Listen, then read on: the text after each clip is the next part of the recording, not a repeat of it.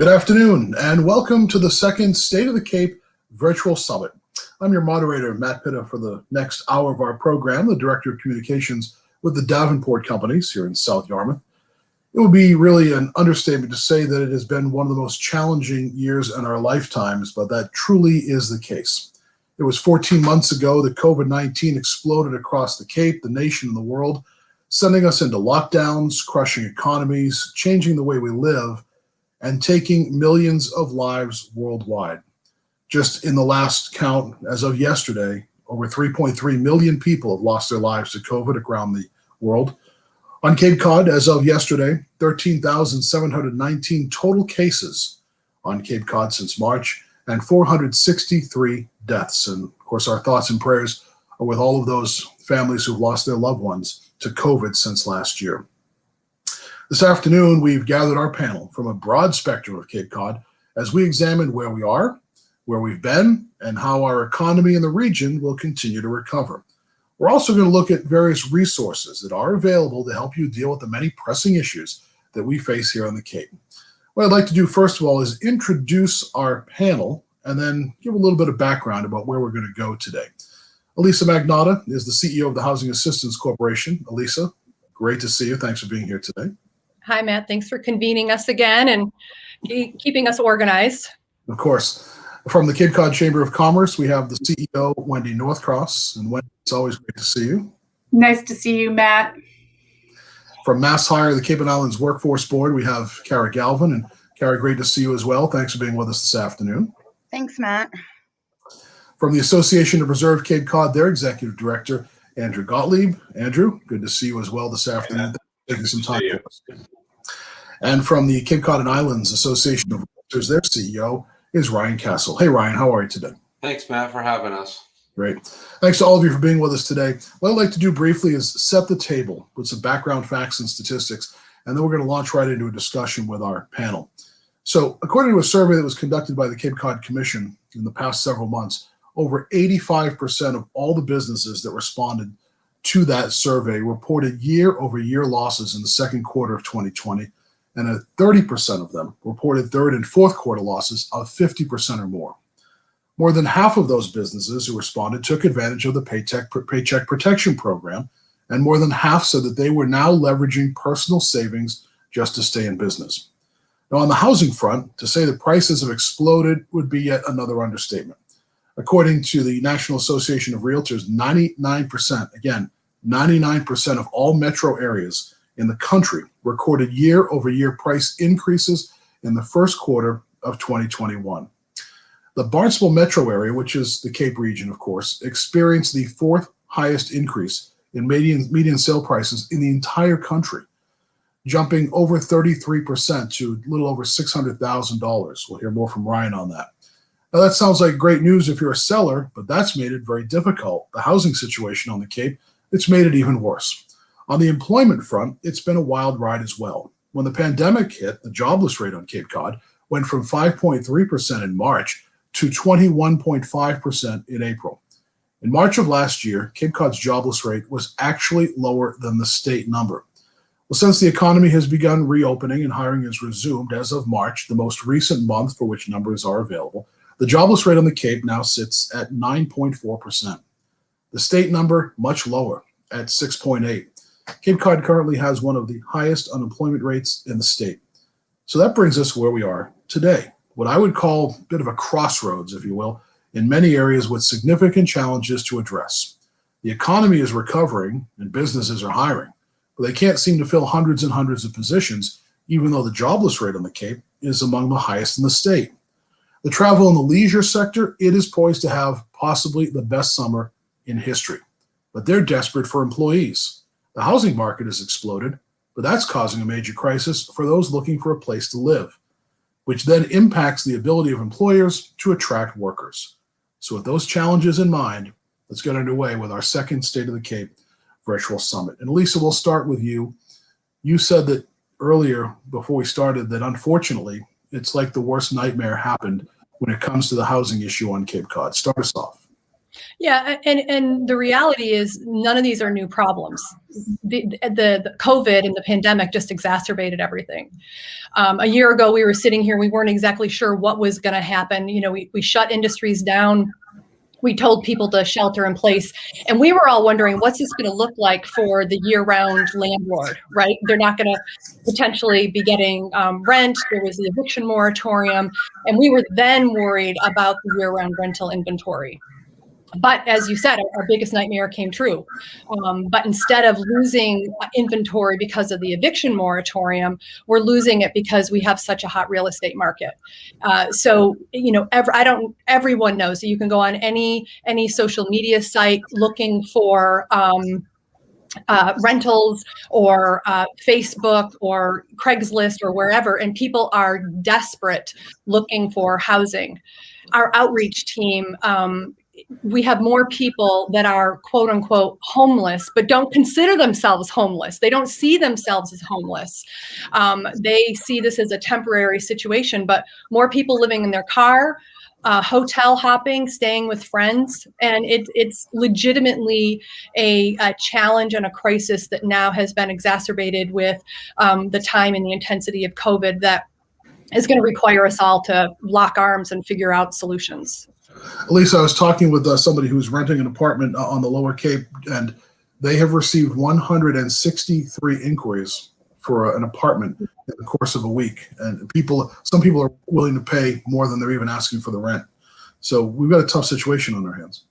We do. And affordability, again, pre-COVID, affordability in our rental market was nothing new, right? People making $15 an hour are paying over 50% of their income to live on Cape Cod and rent. And now that if you increase the price of rent, right, because of the demand, you're just going to have that affordability challenge even more so.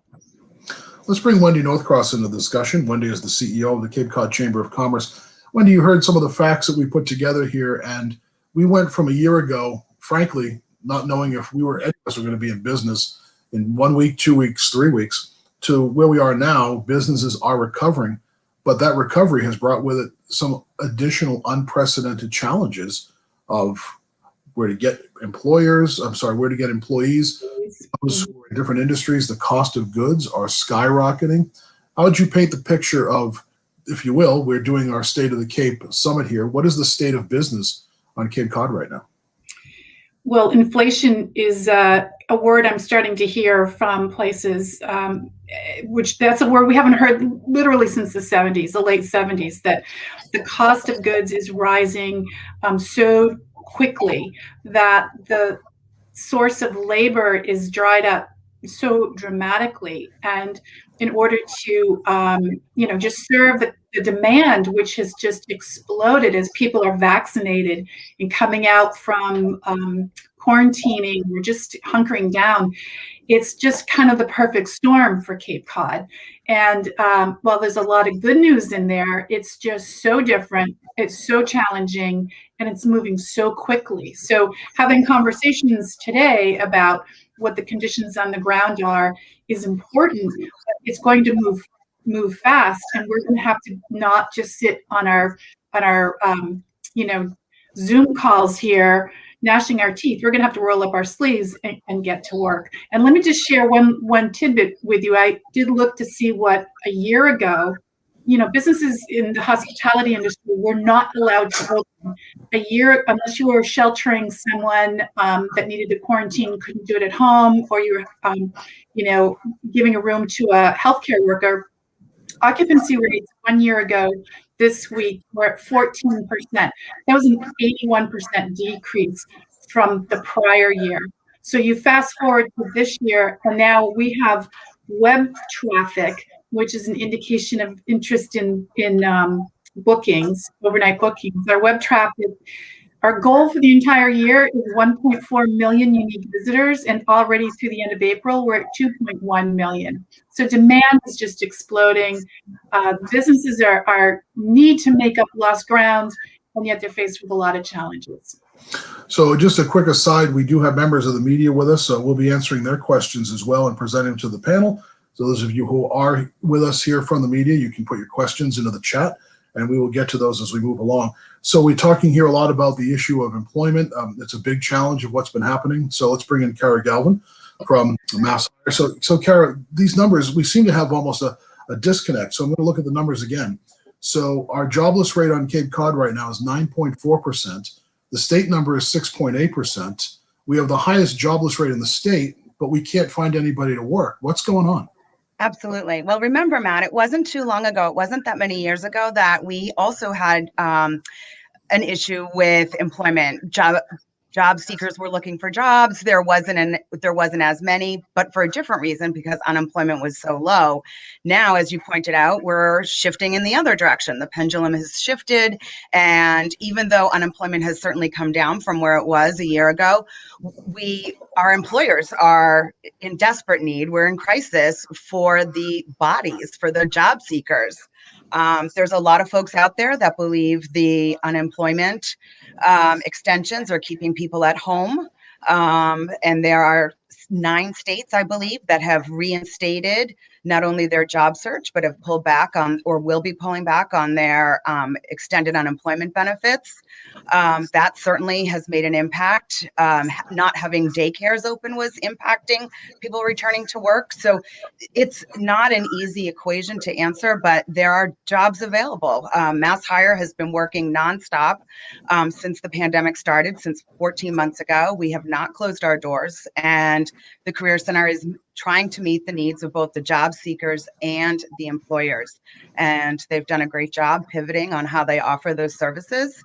And that's really, I think, helped us kind of navigate this uncharted territory, and we'll continue to navigate the recovery through different things like training opportunities, making sure that we're meeting the skills gap and the needs of our employers across the region. We're going to talk more about this as we go through the hour. But now let's talk about real estate. And again, some of the numbers are just shocking. And Ryan Castle is with us, of course, as we said, from the Cape and Islands Realtors. Ryan, when you look at these numbers, I think it's 4th highest increase in median sale prices in the country, over 33%. And what did you say? But before we started, we at 625 on the Cape? For the single family home in April, median sales price was $625,000. That's a huge 45% jump from last April.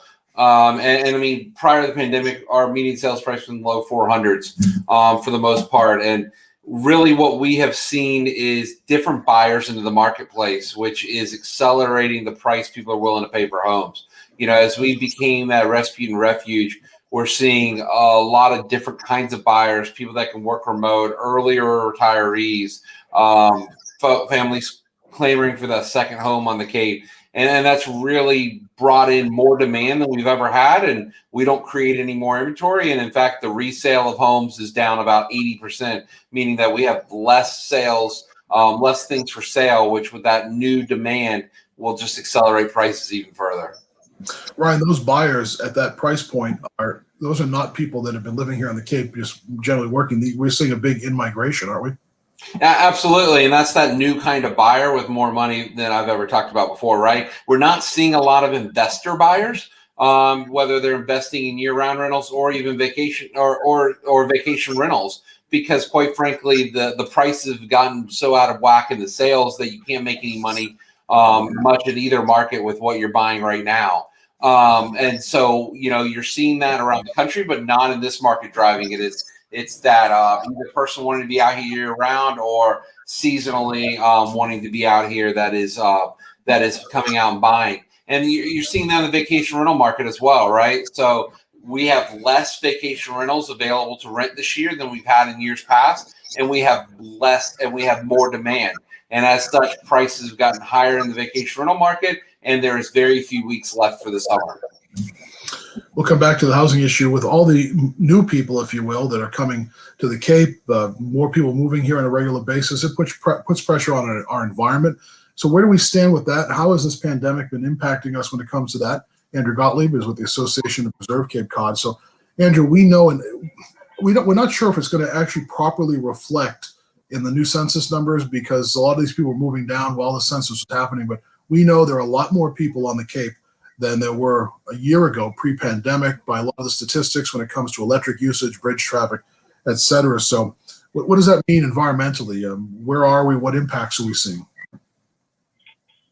Well, some of the impact will be delayed. We did see increases in solid waste generation. That's had an impact on municipal budgets. Anecdotally, there's a little bit more trash out on the trails. Water use is up, and we can expect that there'll be an increase in nutrient loading from increased septic system use, given people's more intense and longer duration use for their properties. That will take a little bit of time to work its way through the groundwater and show up in our water quality some years down the road. So we won't see that for a while.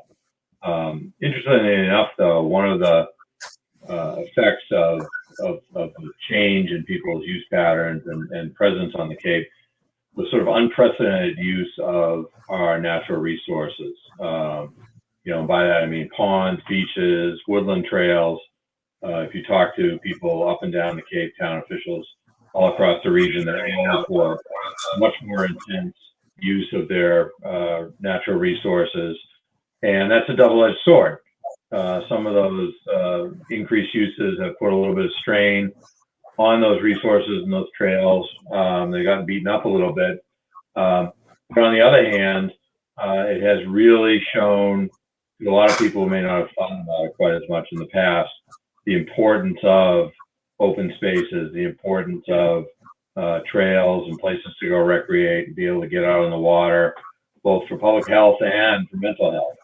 And so I think that we have an interesting opportunity with increased awareness of the value of the environment and the way the environment supports all the other activities that happen on Cape Cod economically, to make some real gains in our protection and restoration of our resources, because so many more people value them than perhaps did as we came into this time.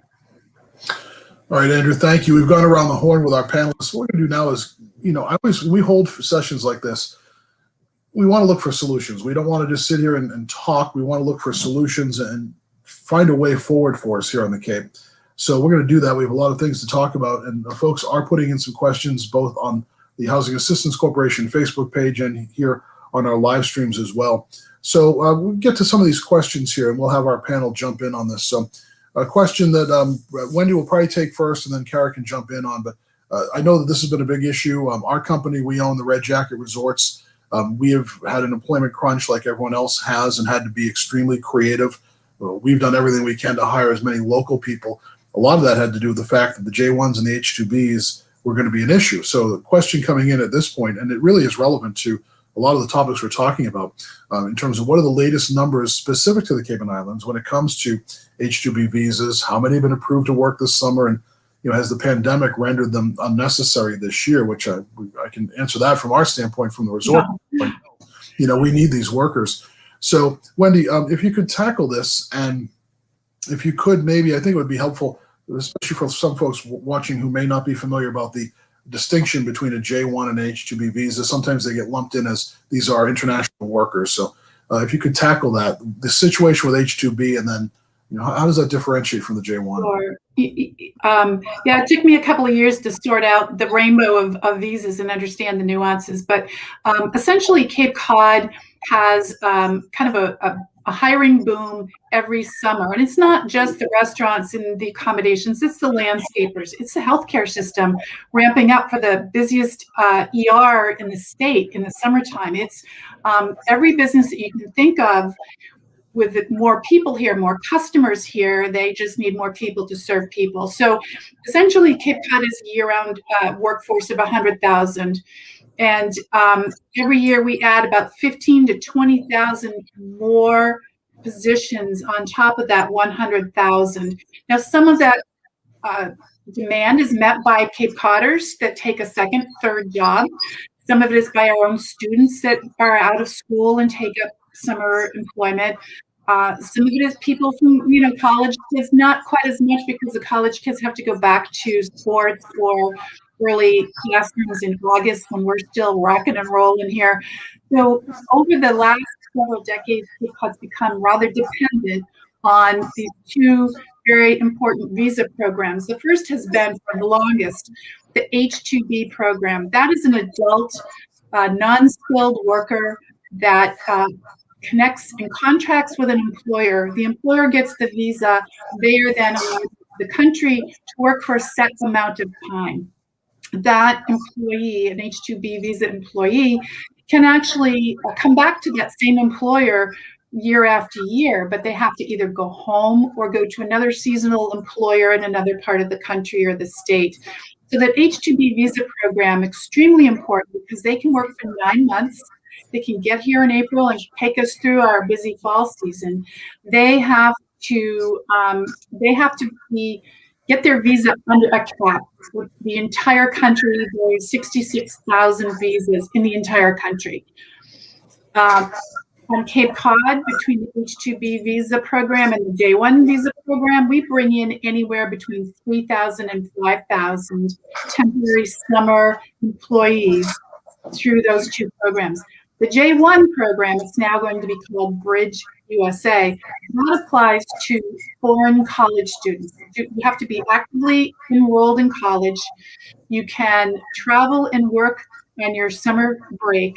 And you, again, work with a sponsor organization in this country that helps you find an employer, learn about the country. It's a cultural exchange. It's run by the State Department, U.S. State Department. And it helps other college students understand our country, get to know us better, learn our customs, learn our language, learn our business concepts. So they have become extremely popular. But they also are, maybe not capped in number, but there's just a natural supply there. Both cases this year, in both cases, there's a huge constraint, not just on the number of visas, but the fact that the embassies around the globe have closed. U.S. embassies are part of the process of interviewing candidates to make sure that they're okay, come to our country, that they are who they say they are, and they're going to do what they say they're going to do, and we've documented who they are, where they will be. Embassies haven't been open. So even if they have an employer and, some promise of a visa, they can't get that approval interview, they're not going anywhere. You add to that the travel restrictions, the lack of vaccines, it just spelled disaster for those programs this year. So some H-2B employees are already in the country. They may be able to come back to Cape Cod to work for certain employers. But we've also been asking the federal government year after year, 66,000 for the entire country is just not enough. And we really do need some sane immigration reform here that underpins our economy, because for every temporary summer employee, it supports 3 to 5 year-round jobs. So on the J1 issue, we have a couple additional kind of follow-ups on that. There are J1s that are coming in, but it's not going to be the number we normally would have. What type of impact? I mean, it's been really rough on a lot of businesses. How bad is it going to be if they can't get more J1s in the next 6 weeks? There is a lot of teeth gnashing going on right now, and I'm hearing that maybe 10% of their historic workforce on the J1 visas are expected. And you have to understand too, even as things started to open up, these students, they only have a finite amount of weeks of summer, and if they didn't know soon enough if they were going to be able to travel, they just went off and found other things to do. They stayed in their home country, they're doing other things. So it's a lot of challenges that we've never had before with this particular program. For those of you just jumping in on many platforms, you are watching the second State of the Cape Virtual Summit as we take a look at where we are here on Cape Cod following a year plus now, 14 months of COVID-19 and how the Cape is being impacted on all levels, the environment, employment, business, etc. Let's get to some of the questions we have that are coming in. One question from reporter Rich Holmes. This is a pretty broad one, so we'll probably have all of you jump in somehow here. The question is, how realistic is it that enough affordable housing can actually be built for young families working in hospitality and service? How great is the need? Won't employers then have to pay substantially higher wages to attract and keep workers? Will dormitory style or apartment housing for seasonal workers be needed? Bylaws may be needed for in-law apartments, et cetera, but how do you convince homeowners to rent yearly to a person or family? That's a pretty complicated question there. So, Elisa, we'll go there for you. Yeah, there's so much there, and it's a great question. I mean, I think right now we as Cape Codders really need to be intentional and deliberate in how we think about housing and how we invest in housing. The reality is we're only as strong as our weakest link, and if housing is our weakest link, we saw during COVID that the correlation between housing and our healthcare, right? We see it now between housing and our economy. You know, there's a direct link to all of the outcomes that we all as a society and as residents who live here care about. We care about the education outcomes. We care about the well-being of our healthcare system. And that all starts with having housing that people can afford. So just like the white collar workers who lived in New York City and now can Zoom to work, moved here because they can choose where they live. They can choose the quality of life that they want to have and work from wherever they want. The blue collar and the service workers are rethinking their life as well. And it's overwhelming to think that you're going to work and in the rat race just to pay rent, right? I mean, pre-COVID, we were at about 50% of their income was going to pay for rent. So no, I don't think that every employer needs to give everybody a pay raise. That's not possible. But we as a society and as a region who cares about our seasonal economy, who care about, like I said, our schools and, all Cape Codders to be able to live here, then we need to invest in affordable housing. We need housing that the workforce who live and work here can afford, a reasonable 35% of their income. And until we kind of, get our head around that and what does that mean and stop with the us and them and making people wrong because they can't afford it. The reality is this is our economy and this is how much people make. This is where we live.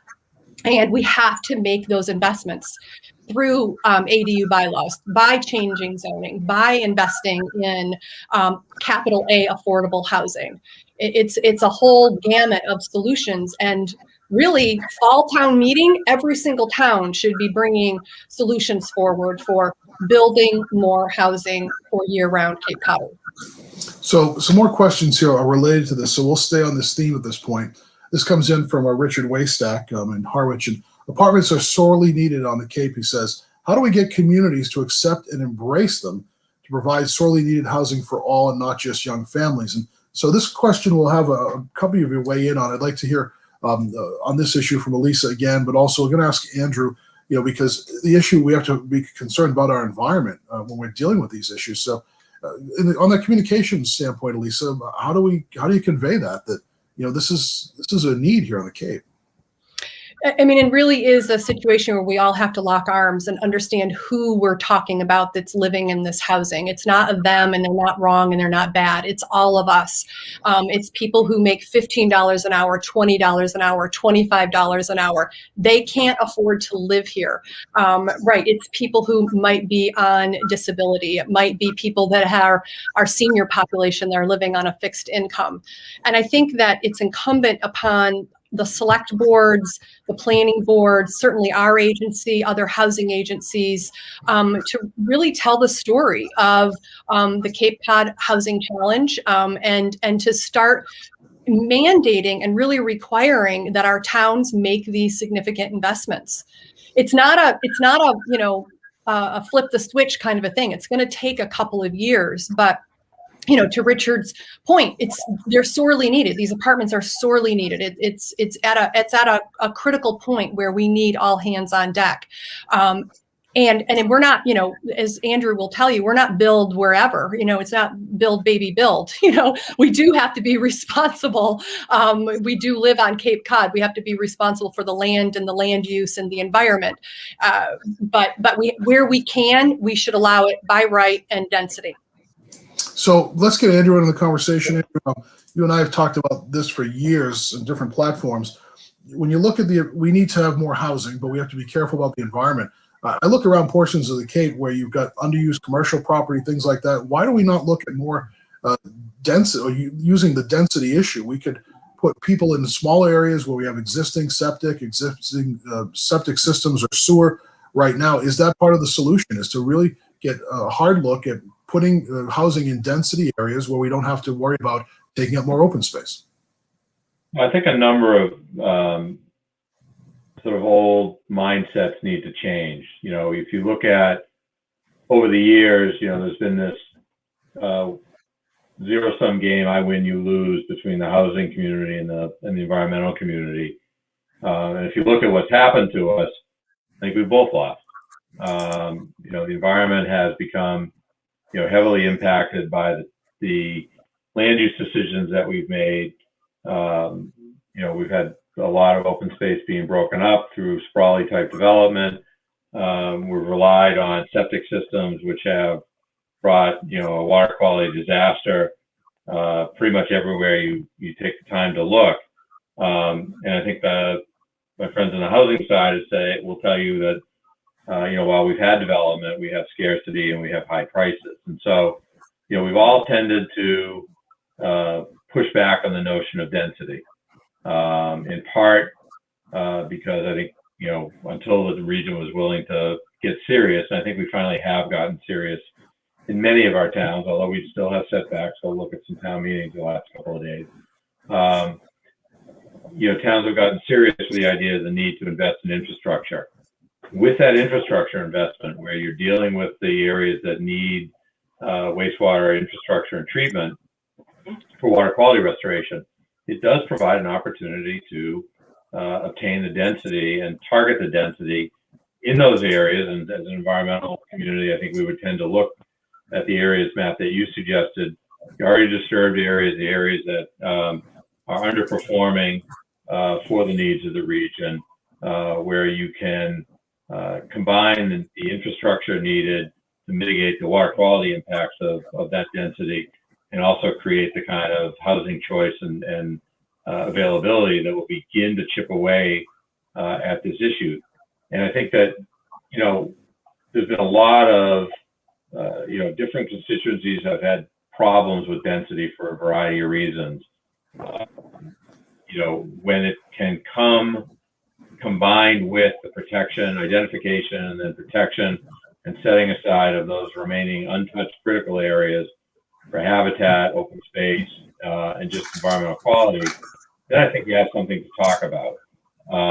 You know, and lastly, I think this whole notion of, you know, we need to maintain the quaintness of Cape Cod, you know, and therefore we don't want different types of housing. We have quainted ourselves to death. It's impacted our environment. It's caused all the shortages in labor and housing that you've heard others describe. And so, you know, we really need to decide and be honest about what we can and want to be on the Cape, and that we really can achieve a variety of social benefits as well as environmental benefit if we're a little bit smarter about how we choose and where to develop. I wrote that down. Acquainted ourselves to death. I'm going to use that somehow. That's quite an interesting one. Rachel, and watching us on YouTube, and this really seems to be the big theme of our questions from those watching and reporters right now. So let's get to Rachel's question. Still staying on this issue of affordable housing for seasonal residents, low-income residents, et cetera. She asked about the 10% threshold. That's a number that the state came up with many, many years ago. That was a mandate, if you will, that every community, every municipality in the state of Massachusetts has to have 10% of their housing stock is affordable. The question is, how many towns have reached that number? And then I'll just add on to Rachel's question for Lisa Magnotta from Housing Assistance Corporation. Is that 10%? And we'll bring Ryan in too. Is that 10%? Is that just like a number the state came up with one? I want to be very clear. The reason why towns want to get 10% is so they can stop building more housing. That is an arbitrary number that has no basis in reality. And the only reason why it's their goal is so they can stop building more housing. Right? And so that needs to be forgotten about, because the idea is that it's the only achievable, so I don't have to build any more housing. And that we need to move away from that. I want to stress some things that, like Rich's question earlier about what to do. We need to do it all. Like, there is no answer. There's no one answer, right? Like, accessory dwelling is such a minor part, and it's been so hard to get these through to towns. And it's such a minor change that it's amazing how hard it is to even get that through. And so I mean, to get the bigger rocks is even harder, and it's going to be substantial change. And then one thing about it is everyone wants to just say, oh, well, it's throwing money at the problem or things like that, right? If you're not spending your CPA money on at least 50% of housing right now, what are you doing? Okay. It also, not only that, it's not just big capital A affordable housing, right? We've got to be innovative about how to bring market rate. A lot of people that make 150, 180% median income. Look, right now, to buy the median price house on Cape Cod with a 5% down payment, which is what a lot of people will put down, you need to make $110,000 a year. Okay, so it's not just people at lower income spectrums. It's the 150% median income, 180, and we need to be building housing, not just trying to say, okay, well, here's 10 units here and 10 units there. We're doing our part. We need to have a whole scale rewrite of how we approach this. Sorry. Yeah, no, good. You preach, Ryan. So the 10% affordability, I think Orleans is at 9.6, and every other town on the Cape is maybe around 4% or so. But to Ryan's point, it's an arbitrary number that really doesn't have any basis on what we should be considering as important for Cape Codders. We really should be looking at the number of year-round rentals that are available in the marketplace. And ADUs, ironically, could be one of those solutions that within 6 months, you could have a couple thousand apartments available online without using tax dollars and without changing the look and the feel of the Cape or neighborhoods. But we don't allow it by right. And as Ryan alluded to in many town meetings, it's a struggle to even get towns to consider the size or just to consider it in general.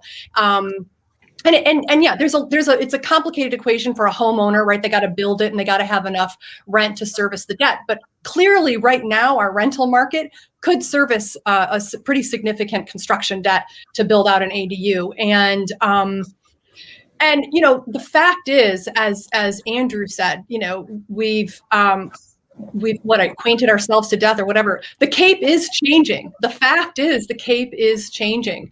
The housing market is changing. The face of Cape Cod is changing, and we have to be very intentional and deliberate about how we go forward.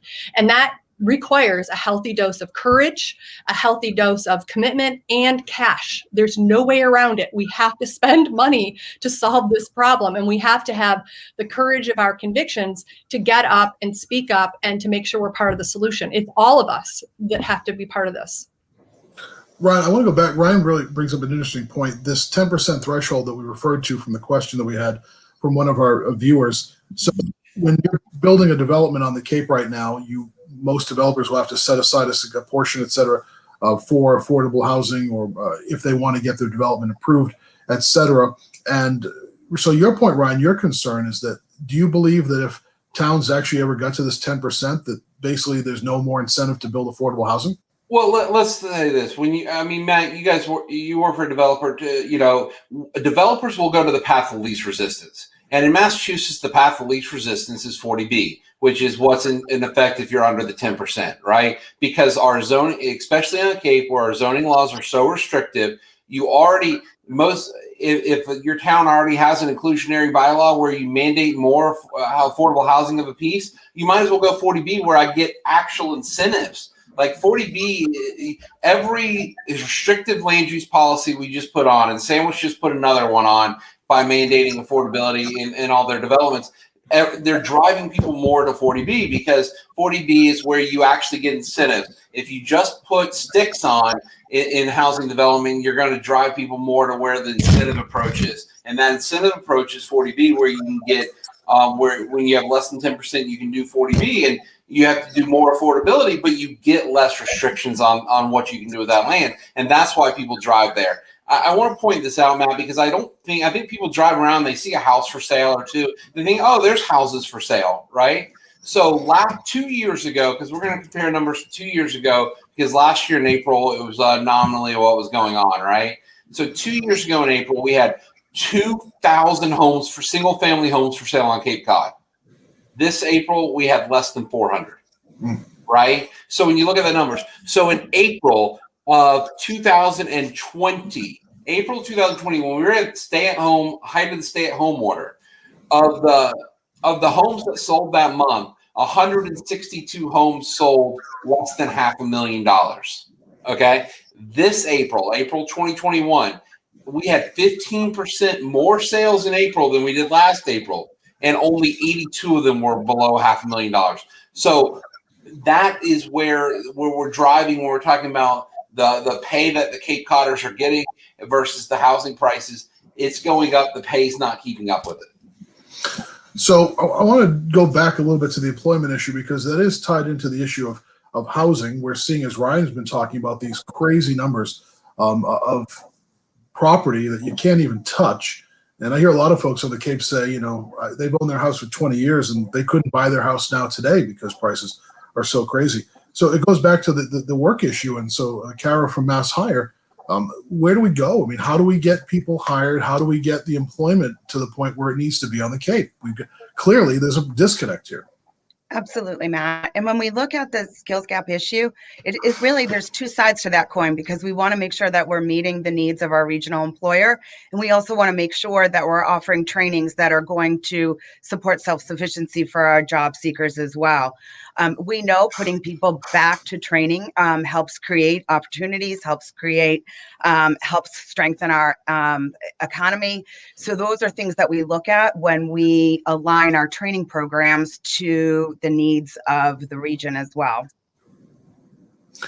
So, you know, here's something, I pulled this up and I just want to put this into the conversation because it's related to what we're talking about in terms of why people are moving here. This came out this morning from a marketing firm. This is really telling, all right? There was a survey of 2,888 American workers. They looked at all the major metropolitan areas. This is telling. 54% of all the residents in the city of Boston said they would move out of the city if they could guarantee that they could remote work full time. Nationwide, 61% of Americans would move if they could work permanently remote. Those are the people that are moving here to the Cape. Right. During the month of April, there were over 2,300 employment opportunities posted across the region, which is a huge number. Now, not all those positions were going to be a position in which would be year-round employment. Some of those, of course, were seasonal, but that's a large number. So we definitely have an inventory of jobs, and it's quite large. Now we need to really do a great job of recruiting those folks to either come back to work or entice them into a training program that will lead to an opportunity to kind of springboard themselves and their families into a situation that can allow them to continue to live here. Our hour is quickly going by. We've got about another 16 minutes or so here to go on our second State of the Cape Virtual Summit. We'll get to a couple more questions from Facebook. Marissa, who's watching us on Facebook, says, how closely have we looked at options similar to what's called Project Homekey in California for the conversion of hotels and motels to permanent supportive housing? So any one of you want to jump in? Is that Ryan a question? I'm not too familiar with Project Homekey. Listen, I both can because they look at projects like this all the time. There's a lot, and someone else mentioned too in the chat a question about converting the vacant commercial space, right? I want to say this. I think both the hotel and the vacant commercial space, the real challenge when people like Alyssa's company looks at it for conversion is the wastewater piece, right? And so that's where supporting wastewater initiatives is so important because of that issue. There's a lot to that. And that's a different type of housing, right? Like, so the Homekey program is much more about homelessness, right? And getting people off the streets. And there's different kinds of programs. So I'll let Alyssa talk more about, because y'all look at projects like that kind of stuff all the time. Yeah. We have looked at several motels over the years, and it always comes down to you got to build in the infrastructure for the wastewater, and that just makes it exponentially more expensive that we can charge for rent and pass on to tenants. And there aren't good programs from the state right now to subsidize that kind of construction. Also, motel and hotel owners, they want, premium dollars for their asset, which you can't blame them, but we just can't support that on the housing side for the cost of construction, and the rent that we would get for the units. So, and the last piece of that is, so it's wastewater, it's cost of construction that would equate over to a rent, a realistic rent. But the other part is zoning. The zoning relief that we would need in order to be able to convert a hotel or a motel just isn't there in most towns. So, so there's a lot of pieces that we have to fight for. So let me ask Andrew Gottlieb from the APCC on this. Andrew, we thought we were seeing some progress as we're moving forward with different wastewater projects. We know that if we need more housing, we need to have a wastewater solution with either alternative systems or sewer systems. Yet we saw a hiccup a couple of days back with Harwich, Dennis, and Yarmouth and their efforts with what Dennis did. So what's going on out there? Well, I think in general the story is actually more positive.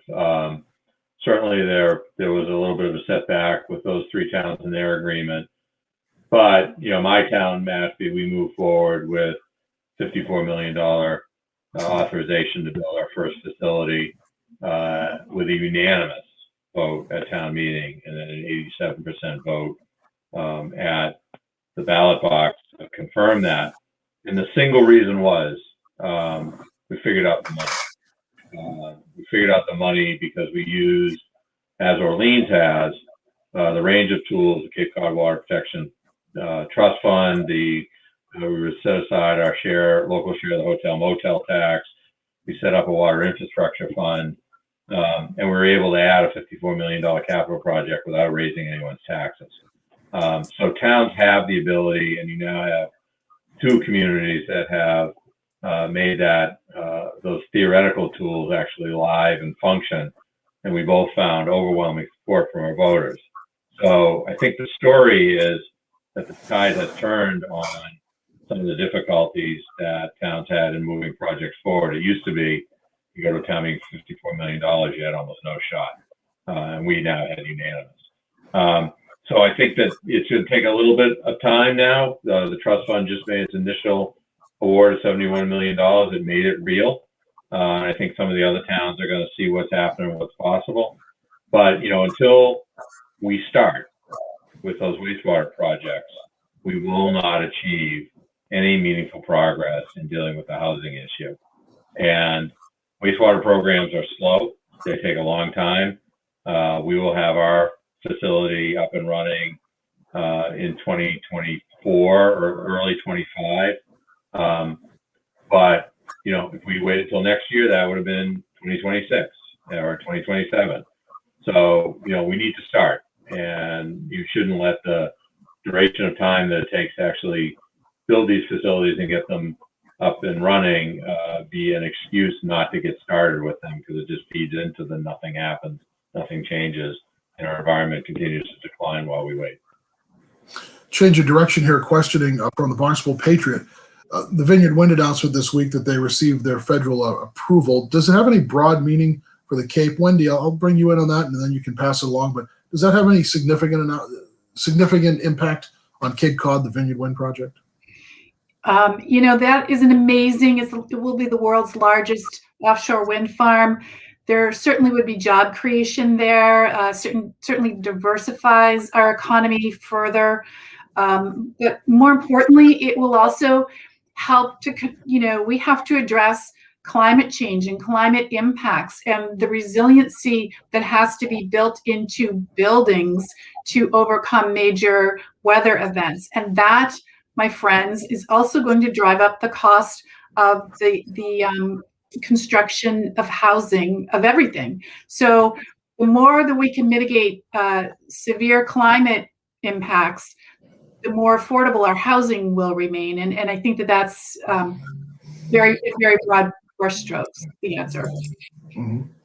So what I'm hearing here, and I think that all of the folks who are watching us right now, the theme has really keeps coming back to housing, that they all seem intertwined, the employment issue, the issue of the environment. So So let's start to look for solutions. We have about 9 minutes left in our program here. So we want to try to look for some solutions. I'm going to start with Kara from Mass Hire. And Kara, what do we do? Because we have got to, here's the bottom line. There's a problem on the Cape right now. Highest unemployment rate in the state. Employers are looking for hundreds and hundreds of workers as we head into season. So solution-wise, from your industry standpoint, what do we have to do? I think we need to continue to work with our employers to make sure that we're meeting their needs, because that's going to really help stabilize and grow our economy. We need to promote all the services and the training opportunities that are being put out not only by Mass Hire Workforce Board, but also the Career Center, and making sure that folks know that job seekers and employers can access services from both.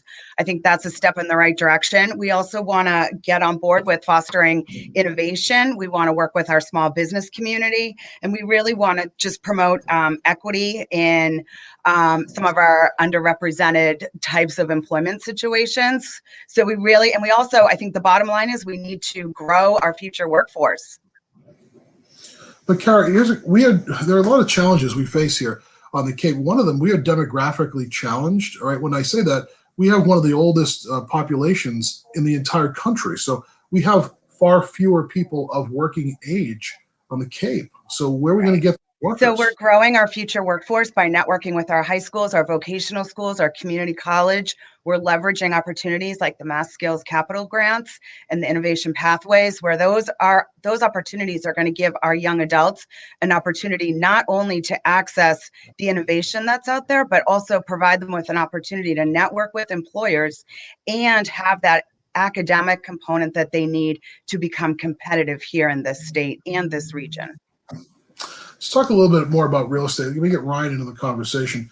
So Ryan, we've seen these numbers skyrocket, and we wonder, is there any ceiling, right? I mean, where do we go from here? A lot of people, I talk with a lot of friends in real estate, and they say, listen, it's a bubble. It's going to burst. It is not sustainable. And, I know a story of somebody who recently purchased a house, and it was like $50,000 over asking price. Yeah. Right. But is that sustainable? What's going to happen? Are we going to have another 2008 disaster? The problem in 2008, you had a glut of inventory, right? And here we don't, because we don't build housing on the Cape. And at the end of the day, we end up with very low inventory. I think it will be a slow transition back to gaining inventory, I hope, starting in the fall, to where we're moving from less than 400 homes available for sale to something, back up over 1,000 at some point. I don't know if it's a bubble per se, because you would need that glut of inventory. And Alyssa can talk more about the numbers she's seeing, but she's not seeing a glut of foreclosures coming through. More likely because she's not seeing a lot of mortgage help assistance coming to her on that end, right? At some level, right? And not only that, you're not going to get the short sales that you had in 2008, because most people have equity right now, right? So if they sell, they can cash out and actually sell for more than they owe on the property. But I want to stress this, Matt, like a real estate economy being good is a great thing, right? Like it's driving the rest of our economy, retail, office, everything else is going to be good by more people with more money coming here and living here more year round, which is what I think we all hope. The problem is we do have to address the impacts of that. But Ryan, let me ask you this. Somebody who's right now putting down $500,000 for a 3-bedroom Cape, which we're seeing 3-bedroom Capes for $500,000. Is it going to be worth $500,000 in 4 years? Matt, if I knew that, then I would know more than you would, right? Like I mean, everyone, right? I don't think you can predict that at this point. But what has been proven over the course of history, and this is important, right? That owning real estate, owning your own home is a great wealth generation tool, right? And that's one thing that we can't forget about in how counts authorized housing is that big A, capital A affordable housing is not necessarily what everyone wants, because we can't create two classes of homeowners, those that have that live here in the summer and do whatever else and own their own home, and everyone else is living in subsidized housing. People that live here year round want to be able to buy year round housing, let it appreciate in value, sell, buy up in the housing and all that stuff. And so we have to give those path for ownership as well. We only have about 3.5, 4 minutes left, so we're going to go quickly here. Just another quick question that came in from a Facebook viewer for Kara. Kara, somebody's just looking for specific information on how they can access workforce training. Is there a website or a number they can call? They can certainly call our office. I know they have our website. Jody has it. It was going to be posted, so they can access that and contact us directly, and we'll give them the information. All right, sounds good. So back to Elisa from Housing Assistance Corporation. Elisa, in the couple moments we have left here, you heard Ryan and I talking about the housing issue. So we wanted to look for solutions. So what are the short-term, midterm, long-term solutions? It's a big question, but you only have about a minute. Okay, so we had a lot of momentum pre-COVID with wastewater, and there's some big rental projects, housing development projects in the pipeline throughout the whole community of the Cape. Obviously, COVID exacerbated all of those known problems. We were worried about evictions.